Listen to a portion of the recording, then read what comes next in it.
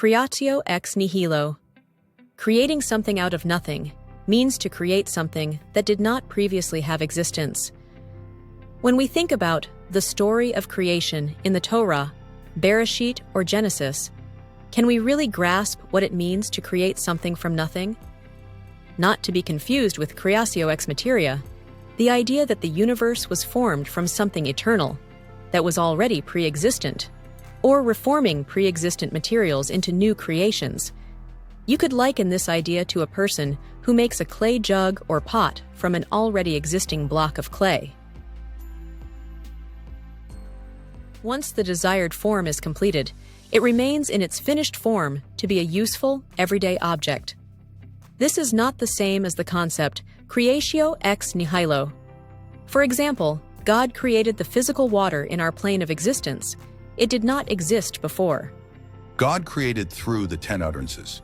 During the 6 days of creation, He spoke in the Hebrew letters formed, filtering through the various spiritual planes of existence, until they finally reached the earthly or material plane of existence. You'll find those same words in Bereshit or Genesis. The Hebrew letters, the Aleph Bet, all 22 letters were uttered at the beginning of His creating, and they are His creations too. He used these letters as vessels to make all other creations. Even inanimate matter such as the clay used to make the pot or jug continually receives the spiritual life force within it, because it's all part of God's living creation. The Hebrew letters that created the clay are continually permutating through letter substitution as God commands.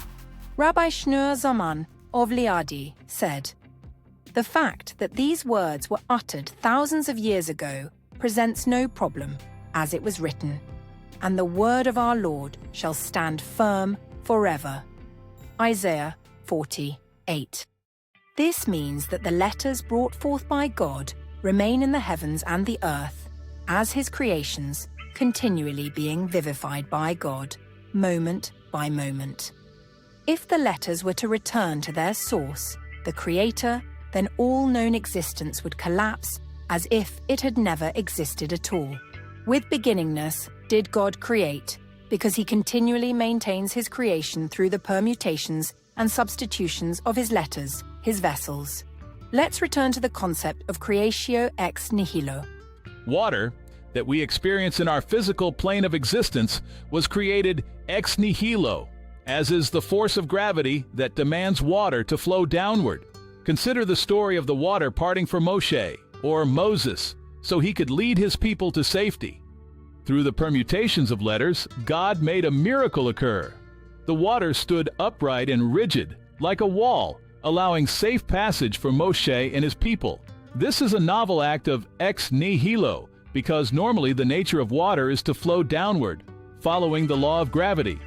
Once the miracle of the rigid wall of water had served its purpose to prove that God was the only true creator of everything, the letter combinations and permutations to make the water stand rigid like a wall changed back to their original state as a body of water subject to gravity. And all those people involved in witnessing the miracle were also created ex nihilo. And so it is with all His creatures, for His entire creation, all within the heavens and the earth. And so it continues, even today. God is continually active in His creation via permutations, combinations, and substitutions of His words through His letters. This is the equivalent of Him speaking. If this process were to stop, this would mean non-existence for His creations. So the next time you kick a stone, just remember it is as alive as you, just on a different level of creation. That really is food for thought.